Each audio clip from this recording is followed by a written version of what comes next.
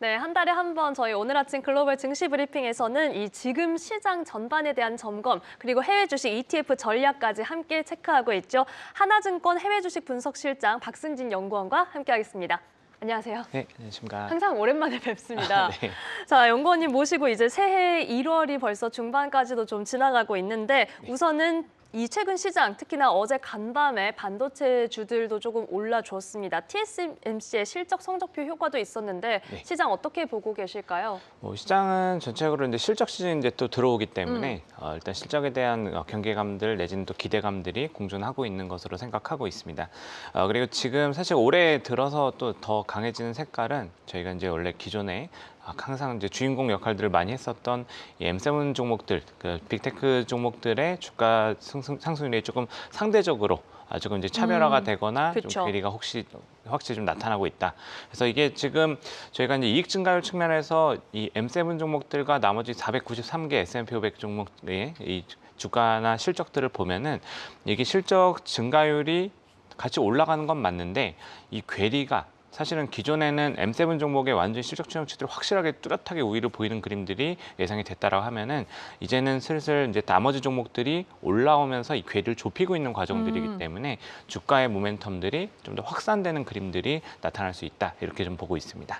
그래서인지 간밤에 이제 맵으로 살펴봐도 약간 장비단, 반도체 장비단에도 좀 그린라이트가 강하게 들어오는 모습이 있었고요. 최근에 지수의 흐름을 봤을 때 뭐 3대 지수도 주춤 그래도 오름세는 가져가고 있는데 러셀 지수가 또 잘 가기도 하더라고요. 네, 맞습니다.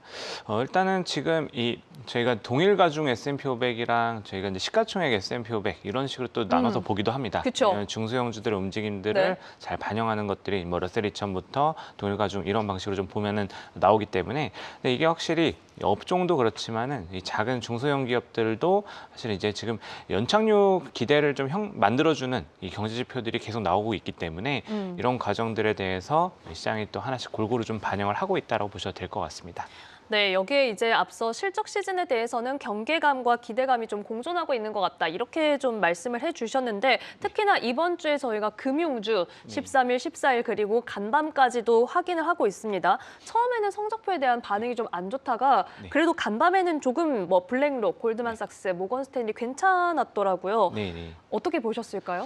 일단은 뭐 지금 실적 자체는 금융주들도 보면 작년에도 계속 괜찮았고요. 그리고 뭐 가이던스나 이런 것들도 항상 좀 양호했었다고 보고 있고 뭐 이번 실적들도 사실 실적 내용만 놓고 보면은 괜찮은데 사실은 뭐 아시다시피 이 정책 리스크가 이제 끼어들어오면서 그쵸. 조금 이제 노이즈를 만들어내고 있죠. 이게 트럼프 대통령 같은 경우에 지금 사실 지지율이 많이 떨어져 있는 상황이고 네. 이 떨어져 있는 상황에서 뭔가 이게 저희가 원래 기존에 알고 있던 뭔가 이제 경제 이론을 통해서 이 시장을 좀 만들기보다는 굉장히 제가 개인적으로 느낄 때는 자기가 원하는 모습으로 조각하고 싶어하는 게 아닌가.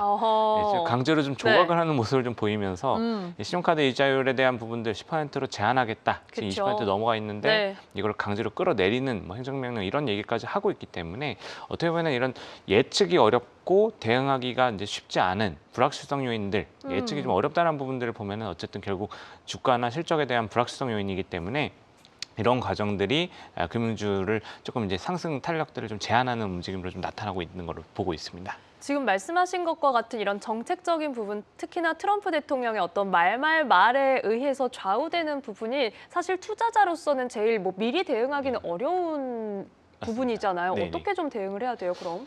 일단 저희가 조금 더 길게 보면 단기적으로는 좀 불확실성을 회피하는 게 좀 맞는 것 같고요. 어쨌든 이게 내용이 완전히 자리를 잡고 거기에 대해서 기업들이 이 대응 전략들을 내놓기 전까지는 변동성이 커질 수밖에 없기 때문에 그리고 또 사실 역설적으로 보면은 이게 그 경제에 미치는 영향이 긍정적일까라는 퀘스천 마크도 있긴 있습니다. 그쵸. 아무래도 네. 굉장히 보수적인 신용 지출이 신용 공여가 될 수 있는 부분들이 있고 이게 또 사실은 또 기업별로 오히려 더 차별화를 만들어낼 수 있기 때문에 이게 한번 이제 이슈가 나오면서 조정을 받을 때 저희가 이제 생각하고 있는 대형 우량 금융주들을 그때 이제 저가 매수 차원에서 진입하는 이 정도 전략들을 제가 대응의 차원에서 좀 봐야 되지 않나라고 생각하고 있습니다.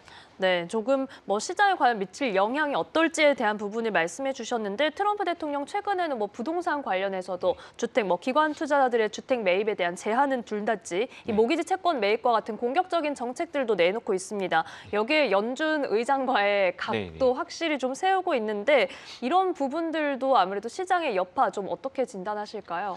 그 결과적으로 말씀하신 내용들을 종합해 보면은 이게 기관들에는 주택을 매도를 좀 압박을 하면서 물량을 끌어내면서 가격을 좀 안정시키고 싶은 그 조건들이 있는 거고 그렇죠. 그리고 또 모기지 금리를 끌어내리면은 가계 입장에서 실수요자 입장에서는 더 낮은 금리로 주택을 살 수 있기 때문에 어떻게 보면 가격을 제한하고 주택 구매 여력을 좀 끌어올려주면서 어떻게 보면 그냥 지지율을 올리겠다 이런 지금 부분들을 좀 높이 만들어내는 건데 이게 결과적으로는 다 시장의 논리들을 좀 훼손시키는 그림들이다 그쵸, 보니까 사실. 네. 예, 금융시장에서는 저희가 판단할 때 이것 자체가 불확실성 요인으로 좀 보여지는 부분들이 있는 거고 사실 뭐 관세 정책이나 뭐 그 건설 자재에 대한 이제 관세도 계속 좀 부과는 되고 있는 상황이기 때문에 이거 자체도 사실 어떻게 보면 주택 건설 비용들을 높이는 요인이기도 합니다. 그래서 굉장히 여러 가지 요인들이 섞여 있는 상황이다 이렇게 좀 볼 수 있고 이게 사실은 연준 관련해서도 뭐 정책에 대한 부분들을 네. 뭐 자기는 아니라고 부인은 하고 있으나 음. 우리 모두가 생각하고 있는 것처럼 이거는 분명 누가 봐도 연준을 압박하는 부분이고 사실 저는 또 이제 여러 가지 또 해석이 나올 수 있겠지만 이 파월 의장의 임기가 5월이고 네. 이 5월 이후에 이사직 임기는 아시다시피 2028년 1월입니다. 그쵸. 그래서 네. 아직까지 기자회견에서 질문 나오면은 이 부분의 대답을 회피하고 있는데 사실 조금 질리게 만들어서 내려오게 만들려는 건 아닌가 이런 생각도 좀 해볼 수 있을 것 같습니다. TSMC의 이 성적표 이 부분에 뭐 미증시에서도 반도체주들 특히나 뭐 소부장 쪽에서도 그렇고 그린라이트 선명하게 좀 들어왔습니다. 반도체는 과연 올해도 주인공의 자리 계속해서 이어갈까요? 일단 반도체는 조금 계속 긍정적으로 보는 게 맞을 것 같습니다. 아무래도 이 AI가 뭐 여러 가지 뭐 노이즈들을 만들어내고 있지만 결과적으로 뭐 이익에 대한 부분들 결국은 이제 뭐 나중에는 이제 실적을 얼마나 냈느냐 그리고 또 이제 투자 금액들이 뭐 이렇게 줄어드느냐 이거에 따라서 변동성은 생길 수는 있겠지만은 네. 기본적으로는 이 산업의 사이클들이 일단 수요를 계속 끌어당기는 이런 사이클들에 지금 진입해 있기 때문에 반도체에 대해서는 사실 뭐 가장 좀 선호할 수 있는 영역에 여전히 좀 놓여 있다라고 보는 게 맞는 것 같고요. 아직까지는 뭐 반도체라든가 전력 같은 경우는 이게 병목 현상이 나타나면서 오히려 지금 수요가 이 공급 대비해서 더 초과하고 있는 상황이기 때문에 이런 부분들에 좀 주목할 필요가 있다라고 좀 말씀을 드릴 수 있을 것 같습니다. 뭐 버블에 대한 얘기들이 여러 가지로 많이 나오는 부분들은 연말부터 있었지만 이 버블에 대한 것들 뭐 사실 또 실적이랑 가치 추정치를 살펴보면은 이 밸류에이션 부담이 오히려 지금 많이 낮아진 부분들이 4분기 대비해서는 좀 있는 상태고요. 네. 그리고 사실 뭐 어제 TSMC 실적도 발표가 됐지만 결국은 이 어제 이제 가장 또 중요했던 것 중에 하나가 이 KPX, 그러니까 연간 KPX 계획 자체가 이 가이던스 자체가 기존에 이제 409억 달러 정도였는데 한 100억 달러 이상 더 크게 증가한 금액이 제시가 되면서 이 수요에 대한 확신 그리고 또 이 투자에 대한 확신 이런 것들이 꾸준히 좀 형성되고 있다는 부분에서 저희가 관심 있게 계속 봐야 될 것 같습니다. 네, 여기에 뭐 TSMC 입장에서도 미국 애리조나 현지 뭐 이런 투자 등등 어떤 숙제가 좀 있었는데 어제는 미국과 대만이 상호 관세율 이제 15%로 낮추고 대만 기업들 미국에 2,500억 달러 규모로 직접 투자하는 내용의 무역 협정까지도 좀 체결이 됐습니다. 이와 관련해서 뭐 우리 사실 입장에서도 지켜볼 수밖에 없는 이슈였잖아요. 네. 그러니까 저희 입장에서 우리나라 입장에서는 이게 아직 저희는 이제 우리나라는 구체적으로 네. 합의안을 그러니까 기본적인 틀은 합의를 했죠. 그러니까 최대 그쵸, 네. 예, 그 보유 그 조건에서 우리가 이제 준하는 조건으로 합의를 하기로 이런 이제 큰 틀만 지금 제가 이제 결론을 내려놓은 상태고 네. 이 세부 내용들은 추가적으로 협상을 진행해야 되는 상황이기 때문에 이 부분에 대해서 저희가 주목을 하는 거고 사실 이 규모 측면에서 보면은 이 미국과 대만의 이제 체결 내용들을 보면은 사실 정부 쪽에서 2,500억 달러고 또 이제 기업단에서 2,500억 달러이기 때문에 합치면 5천억 달러의 투자 계획이 지금 어제 발표가 됐습니다. 물론 이제 세부 내용들까지는 아직 공개는 안 됐지만 이 금액 자체를 또 나눠서 보면은 이제 우리나라가 이제 3,500억 달러였고 또 사실 일본 같은 경우가 이제 5,500억 달러였기 때문에 사실 대만의 규모가 투자 규모가 굉장히 크다라는 부분들을 좀 보실 수가 있습니다. 이거는 사실 어떻게 보면은 지금 이제 중국과의 대만의 관계를 또 같이 그쵸. 네. 생각했을 때 좀 더 큰 금액을 투자를 함으로써 어떻게 보면 보험을 드는 뭐 이런 모습들도 저희가 생각을 해볼 수 있는 거고요. 그렇기 때문에 사실 이 이후에 이게 어쨌든 결과적으로는 이 이후에 관세 면제되는 규모, 사이즈에 대한 그 좀 이제 이후에 이제 그 사이즈에 대한 판단도 계속 연결이 될 거기 때문에 한국 입장에서는 이것과 저희가 이제 어쨌든 대만과 경쟁 관계에 또 놓여 있는 분야들이 많기 때문에 이 내용들을 최소한 저희가 대만의 조건으로 가져갈 수 있는지 이런 것들을 좀 체크하셔야 될 것 같습니다.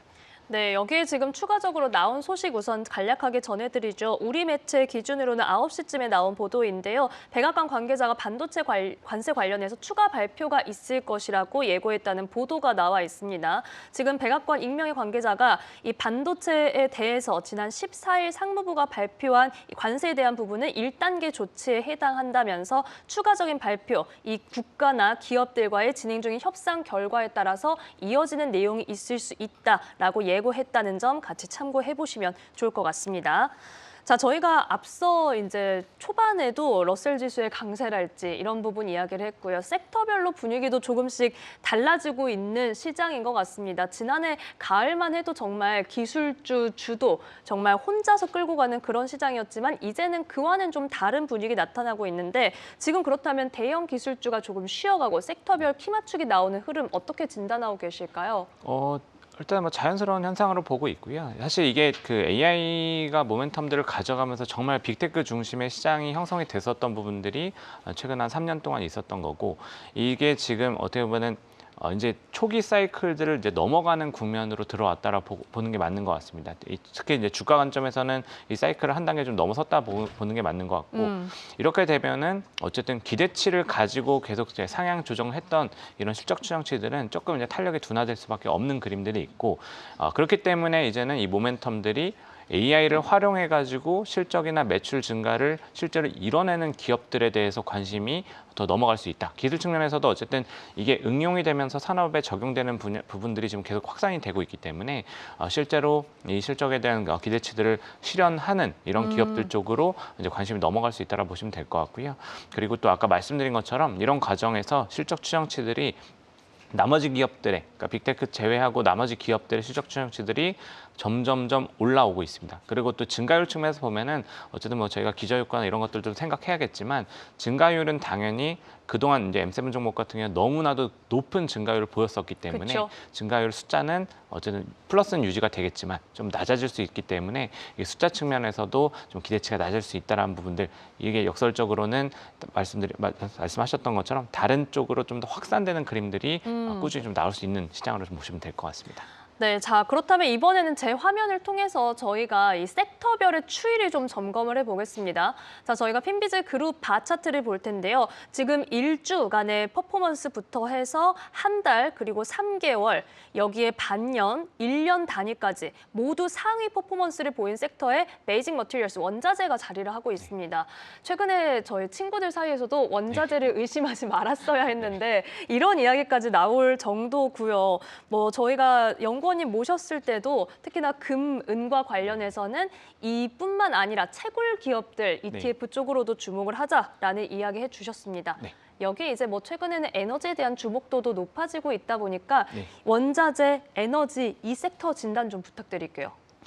일단 지금 말씀하신 것처럼 금, 은부터 시작해서 뭐 구리라던가 백금이라던가 이 산업에 들어가는 원자재 그 소재들이 다 올라가고 있습니다.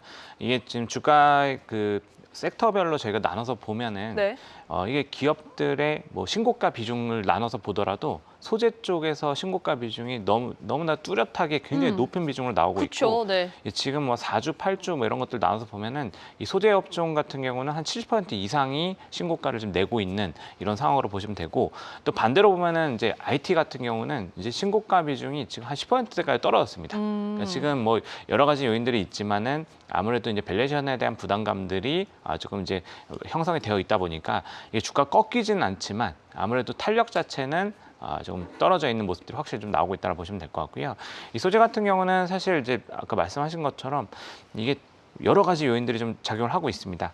지금 뭐 지정학적 리스크부터 시작해가지고 사실은 이제 달러 가치에 대한, 그러니까 전통 화폐 가치, 뭐 달러뿐만 아니라 전통 화폐에 대한 약간 신뢰 문제들이 계속 좀 대두되고 있는 상황이고, 지금 보면은 뭐 미국뿐만 아니라 여러 국가들에서 이 재정을 굉장히 확장하는 흐름들을 계속 보여주고 있습니다. 부채를 많이 끌었으면서 이 전통 화폐들의 이 가치가 좀 떨어지는 모습들이 같이 나오고 있기 때문에 일단은 이런 원자재 가격들이 기본적으로 올라가는 그림들이 있고, 그리고 또 하나씩 살펴보면은 뭐 특히 이제 구리 같은 경우를 이제 예를 들어서 말씀드리면 일단 수요는 뭐 전기차라던가 그리고 또 이 데이터 센터, 전력 이런 이슈들이 불거지면서 수요는 굉장히 늘어나고 있는데, 뭐 칠레라던가 이제 주요 생산국 국가들 이쪽에서의 좀 생산 차질 문제들이 요즘에 좀 나오고 있습니다. 이게 투자에 대한 사이클들이 또 정상적으로 안 돌았던 과거의 사이클들도 있고, 그래서 생산 능력들이 이 완전히 갖춰지 못했던 부분들이 지금 어떻게 보면 수급의 불균형으로 좀 나타나면서 원자재 가격을 좀 계속 끌어올리는, 특히 이제 산업재해와 연결된 이 소재 부분에서 점점 더 강한 모멘텀들을 보여주고 있는 이런 형태로 좀 보시면 될 것 같습니다. 지금 산업재와 연결된 이 부분 짚어주셨는데 사실 최근에 진짜 놀라운 게 은이잖아요. 네, 우리 연구원님이 말씀해주신 저희가 SIL, 은 채굴 기업들이었죠. 말씀해주시고 나서 거의 한 40% 넘게 좀 올랐던 것 같습니다. 지금 시점에서도 기웃거리는 분들은 분명 계실 것 같거든요. 뭐 네. 더 많이 올라와서 사실 좀 부담스러운 거는 사실입니다. 아, 정말요? 근데 진짜 엄청났습니다. 말씀해주신 게 아마 9월 정도였던 것 같아요. 그러면 저희가 진짜 딱 이제 올라탔으면은 쭈르륵 올라갈 수 있는 그 시점이었거든요. 네네. 근데 은은 일단 뭐 사실 은이랑 구리 같은 경우는 지금 소재 측면에서 이게 사실 저는 이제 좀 더 걱정되는 부분 중에 하나는 이게 이후에 이 원자재 가격들, 그 소재 가격들이 계속 올라오면서 사실 아까 이제 저희가 이제 AI 기업들의 뭐 수익성 이런 것들도 얘기했지만 결국은 데이터 센터라든가 전력을 확보하는 데 있어서 다 필요한 소재들이기 때문에 이들의 가격이 올라오게 되면은 사실 테크 기업들의 그 어떻게 보면 실적에 대한 부담감들, 이런 것들이 좀 어쨌든 연쇄적으로는 좀 발생할 수 있는 부분들이 있고, 결과적으로 또 인플레이션을 또 유발시킬 수 있는 부분들이 있기 때문에 사실 이런 부분에서는 조금 이제 추후에 좀 우려를 할 수 있는, 시장 관점에서는 이제 이런 부분들이 좀 있다라 보시면 될 것 같고요. 그러니까 일단은 이런 부분들이 생기면은 또 정책적으로 뭔가 대응이 나올 수 있기 때문에 여기서는 또 변수가 생길 수는 있는 부분은 있습니다. 다만 이제 지금 그냥 이런 정책 변수들, 그러니까 대응에 나서는 움직임들이 나오지 않는 것들을 좀 전제한다 하면은 뭐 정책을 좀 끌어낼 수 있는 걱정할 만큼 이 수요들이 탄탄한 상황이기 때문에 이 수급 불확실성들을 생각하면은 아직도 일단 뭐 은이라든가 구리 같은 경우는 긍정적인 방향성을 가지고 보는 게 좀 맞다라고는 생각하고 있습니다. 네, 좋습니다. 자, 저희가 최근 ETF 트렌드도 좀 살펴볼 텐데 이 글로벌 ETF 시장 자금 유입 규모가 감소했다고 하더라고요. 사실 뭐 정확히 보면 감소했다라고 하기는 좀 어렵고 약간 자금의 이동이 나타나고 있다라고 보고 있는 게 맞는 것 같습니다. 이게 사실 연말 연초는 이게 저희가 데이터들, 수급 데이터들을 볼 때 이 펀드 플로우 데이터들이 조금 이제 왜곡되는 그림들이 많습니다. 이게 연말 연초에 이 지표를 뭐 ETF가 좀 조정이 된다던가 뭐 이 병합시키고 뭐 스플릿하는 이런 과정에서 수급 데이터들이 조금 이제 왜곡되는 경우들이 있기 때문에 사실 연말 연초 내지 이제 저희가 분기 말 분기 초 이런 때는 사실 이 수급 데이터들이 완전 크게 움직이는 경우들이 많아서 사실 이런 것들을 좀 제외하고 보게 되는데 이게 지금 최근에 나타난 트렌드라고 하면은 사실 이 기존에 특히 이제 미국 시장이죠. 미국 ETF 시장 같은 경우가 이 패시브 중심의 시장에서 액티브 쪽으로 무게 중심이 넘어가는 모습들이 확실히 좀 나오고 있다. 이렇게 보시면 될 것 같고, 작년에 그 미국에서 신규로 상장이 된 종목들이 1,000개가 넘습니다. ETF만. 이 1,000개 넘는 중에 거의 한 80% 정도, 그러니까 액티브 ETF의 비중이 확 올라갔다라는 부분들이 좀 특이점이라고 보시면 될 것 같고, 이 부분들은 사실 뭐 여러 가지 이유들이 당연히 있겠지만, 뭐 구조화된 ETF들이 나오는 이런 현상들도 있고, 그리고 또 이제 뭐 이 구조화 ETF들 같은 경우는 옵션을 좀 더 유연하게 활용해야 되는 이런 상황들이 있기 때문에 이제 나타나는 현상들이 있고, 그리고 또 최근에는 이 시장의 변동성들, 뭐 저희가 뭐 예를 들어서 보면은 그 제미나이 3가 나오면서 갑자기 알파벳이 확 떠버리고 그러면서 이 패시브 같은 경우는 못 따라가는 경우들이 좀 있었거든요. 그래서 조금 더 유연한 전략을 가져갈 수 있는 액티브 ETF 쪽에 자금이 오히려 좀 더 집중되는 이런 현상들이 나오면서 이 운용사들도 전략을 좀 바꾸고 있다. 이렇게 좀 보셔도 될 것 같습니다. 자, 이런 가운데 이제 AI 경쟁의 기준이 반도체에서 이제는 누가 좀 전력 인프라를 선점하느냐 이쪽으로도 넘어오는 것 같고, 트럼프 대통령도 빅테크의 전기료 부담에 대한 이야기 이야기까지 하면서 다시 한번 화두로 떠오르고 있습니다. 사실 올해를 맞이하기 전에 지난해 마지막 방송에서 연구원님께서도 2026년에도 전력 꼭 체크해야 된다라고 강조를 해주셨었거든요. 네, 그러니까 뭐 사실 여러 가지 이유들이 있지만 뭐 지금 많은 분들이 다 보셨을 겁니다. 뉴스를 통해서 AI가 이제 그 테크 기업들이 가져갈 때 전력을 엄청나게 많이 먹고 있다. 그쵸. 이런 것부터 시작해가지고 사실 지금 여러 가지 측면에서 봤을 때 결국은 이제 저희가 소재 부분이랑 비슷합니다. 수급이 딸린다. 예, 수요를 공급이 못 따라가고 있다. 이런 부분들이 좀 계속 자리를 하고 있기 때문에 뭐 전력 인프라에 대한 부분들은 저희가 꾸준히 보는 게 맞다라고 생각하고요. 뭐 사실 작년부터도 보면은 이 빅테크 기업들이 이 직접 원전 기업들이랑 개별적으로 계약을 통해 가지고 전력을 확보하는 그림들이 나왔었고, 또 어제 나온 뉴스들 중에 보면은 아마존 아시다시피 이 데이터 센터를 가동을 시키는 과정에서 또 전력을 또 많이 필요로 하는데 리오틴토 쪽이랑 이 구리 그쵸. 공급 계약을 네. 또 했다. 이런 얘기들이 나올 정도로 여러 가지로 지금 테크 기업들로서는 이런 이슈들이 나오는 걸 보면은 전력 쪽은 여전히 수요들이 굉장히 견고하게 좀 남아 있다라 보시는 게 맞는 것 같습니다. 그래서 뭐 저희가 이제 뭐 여러 가지 기업들이 있지만 뭐 이튼이나 뭐 슈나이더 일렉트릭 뭐 이런 종목들 뭐 사실은 이제 개별 종목단에서 볼 수 있는 종목들이고, 뭐 ETF 측면에서 보면은 저희가 이제 뭐 XLU라는 이제 유틸리티 섹터의 ETF 종목들이 있고, 그 XLU 그러니까 유틸리티 산업 같은 경우도 아까 신고가 비율 이런 거 말씀드렸었는데 네. 여기도 신고가 비율이 한 70% 넘어갑니다. 예, 그래서 아까 소재랑 이 양대 산맥을 좀 가져가고 있다라고 보시면 될 것 같고, 뭐 그 다음에 이제 GAP라던가 GRID 같은 종목들 ETF들이 어떻게 보면 이 전력 테마 ETF들이기 때문에 이런 종목들을 가지고 접근하시면 좋을 것 같고요.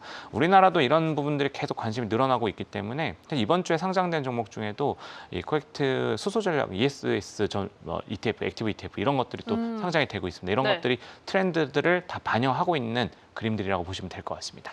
국내에도 ETF 진짜 많이 생긴다라는 생각이 들기도 하는 요즘입니다. 지금 미증시에서는 저희가 유틸리티 관련해서는 XLU 체크해보자 말씀해 주셨고, 전력 테마에서 GAP 그리고 하나 더 말씀해 주셨죠. 그리드 GRID. GRID, 그리드도 사실 여러 번 얘기도 네, 해주셨던 맞습니다. 그런 ETF입니다. GRID도 여러분들 같이 참고를 해보시면 좋을 것 같습니다.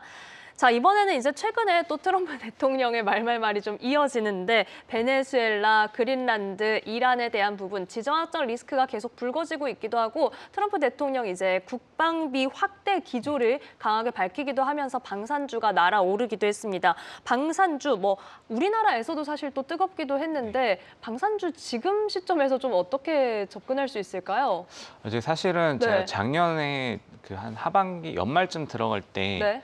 저희도 기관 세미나들을 다니기 때문에 세미나 가면 또 항상 자주 하시던 질문 중에 하나가 내년에 방산을 계속 봐야 되느냐라는 부분들이었습니다. 예, 그래서 사실은 솔직히 말씀드리면은 방산은 모멘텀이 이제 좀 떨어지지 않을까라는 얘기들을 말씀을 드렸습니다. 왜냐하면은 가장 큰 이슈들이 이 러시아와 우크라이나. 예, 여기서 이제 발생을 했었던 부분들이었기 때문에 이게 약간 전쟁이 이제 마무리 국면으로 들어가는 이제 움직임들이 있었고, 이 과정들에 대해서 이제 좀 생각을 할 수밖에 없었는데, 사실 이 연말 연초로 들어오면서 이 새로운 지정학적 리스크들이 계속 좀 등장을 하고 있습니다. 뭐 제가 간과했던 부분 중에 하나는 아무래도 트럼프 대통령의 중간 선거를 좀 제가 간과했던 것 같고요. 이 11월 달에 이제 중간 선거 앞두고서 이런 대외 갈등 요인들이나 이벤트들을 발생시키면서 좀 끌고 가는 그림들을 보면은 방산주들은 여전히 좀 관심권에 놔야겠다라고 보고 있고, ETF 측면에서 저희가 좀 다른 그 전과 다른 부분들을 말씀드리는 것들은 뭐 최근에 뭐 러시아 전쟁도 저희가 많이 봤지만 드론이라던가 첨단 기술의 활용이 굉장히 높아졌습니다. 그렇죠. 예. 네. 그래서 뭐 에어로바이런먼트나 뭐 크레토스 같은 종목들이 굉장히 부각이 되고 있고, 그렇게 되면 전통 방산주 ETF, ITA나 PPA 뭐 이런 종목들보다는 SHLD, 그러니까 실드라는 티커를 가지고 있는 이런 방산 테크 ETF 같은 경우가 오히려 좀 더 주목해 볼 수 있는 상황으로 보시면 될 것 같고, 이런 과정들이 펼쳐지기 때문에 유럽 쪽에서도 러시아 쪽의 움직임들을 계속 주시하면서 예산들을 계속 유럽 국가들 높이고 있습니다. 이런 부분들 보면은 EUAD라는 ETF는 유럽 방산 기업들로 구성된 ETF이기 때문에 이런 거 좀 보실 수가 있고, 미국에도 이제 KDF라고 해서 저희가 한화자산운용에서 우리나라 방산 기업들로 상장시켜 놓은 게 있습니다. 그래서 KDF 같은 경우도 미국 증시에서 접근할 수 있는 한국 방산주 ETF, 이렇게 좀 관심을 갖고 보시면 좋을 것 같습니다. 티커 쉽네요. 말 그대로 K 디펜스네요. K 붙으면 사실 최근에 다 잘 갔었는데, 지난해도 생각해보면은 티커 다시 한번 제 화면으로 여러분들 확인을 해보시죠. 한국 방산과 관련해서는 KDEF, 디펜스 확인을 해보실 수가 있고요. 제일 대표적인 쉴드 52주 신고가 역시나 경신했습니다. 유럽과 관련해서는 EUAD, 여기에 최근에 이제 드론에 대한 주목도도 높아지고 있는 점 같이 얘기해 주셨죠. 에어로바이런먼트와 크라토스까지도 같이 참고해 보시죠. 자, 마지막으로는 이제 상반기에 가장 뜨거울 이슈 중에 하나가 스페이스 X 상장에 대한 기대감입니다. 여기에 뭐 다른 기업들도 사실 뭐 오픈 AI, 엔스로픽 상장 가능성이 굉장히 짙어지고 있는 상황인데 이와 관련해서 시장에 파장 어느 정도로 전망하실까요? 이게 사실 약간은 좀 복불복 느낌은 좀 있습니다. 네, 아무래도 이게 결과에 따라서 그리고 또 이 시장 분위기에 따라서 사실은 이 상장의 그 성적이 바뀔 수가 있기 때문에 그렇죠. 예, 지금 분위기라고 하면은 뭐 어느 정도 잘 될 것 같습니다. 지금의 분위기면은 이렇게 오히려 스페이스X나 뭐 엔스로픽이나 뭐 오픈AI 같은 것 중에 IPO가 됐을 때 시장 분위기가 나쁘지 않기 때문에 네. 자금을 잘 끌어들이면서 이제 상장이 잘 되고 이렇게 되면은 오히려 이제 다른 종목들까지도 이 밸류에이션의 기준들이 확산이 되면서 이 긍정적인 흐름들이 나올 수 있다. 뭐 이런 부분들을 볼 수가 있는데 뭐 작년 연말 그 4분기 때처럼 밸류에이션 부담 버블 뭐 이런 얘기들이 계속 나오는 상태에서 상장이 되면은 당연히 자금도 잘 안 모일 거고 그럼 상장 성적이 별로 안 좋게 되면 오히려 더 안 좋은 쪽으로 시너지가 날 수 있다. 이런 부분들을 좀 살펴봐야 될 것 같고요.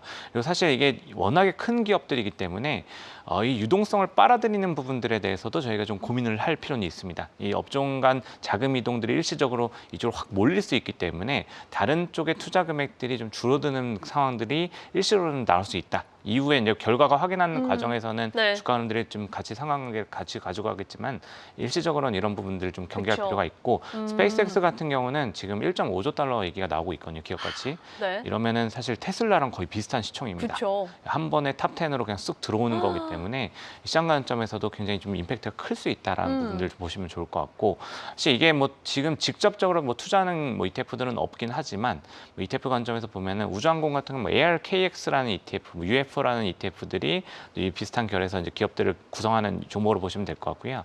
이런 종목들은 보면 최근 로켓랩이 주가 상승폭이 굉장히 크게 나타나면서 그쵸. 관심을 좀 많이 받고 있고 사실 뭐 저희가 좀 메인 그 스트림에서 보는 종목은 아닐 수 있겠지만은 또 XOR VR이라는 크로스오버라는 이제 티커를 가지고 상장되어 있는 ETF가 있습니다. 이거 같은 경우는 컨셉 자체는 뭐 창업자 정신 기업들 이런 포트폴리오이긴 한데 여기는 이 특징은 크로스오버라는 게 결국 상장 기업들과 비상장 기업들을 같이 전략을 가져가는 건데 네. 스페이스X를 가지고 있는 SPV에 지분 투자를 해가지고 이 포트폴리오에 넣는 이런 전략들도 같이 들어갑니다. 그래서 이런 종목들을 통해서 간접적으로 비중을 조금 넣을 수 있다는 부분들도 한번 참고해 보시면 좀 좋을 것 같습니다.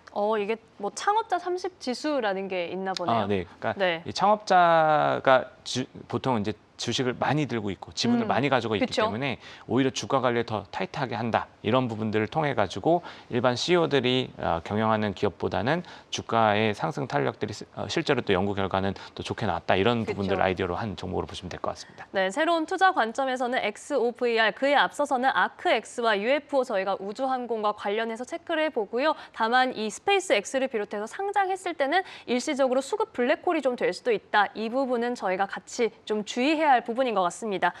자, 이렇게 저희는 또 이번 달 이 ETF 그리고 해외 주식 전략에 대해서 함께 체크를 해봤습니다. 하나증권 해외 주식 분석실장 박승진 연구원과 함께했습니다. 고맙습니다. 감사합니다.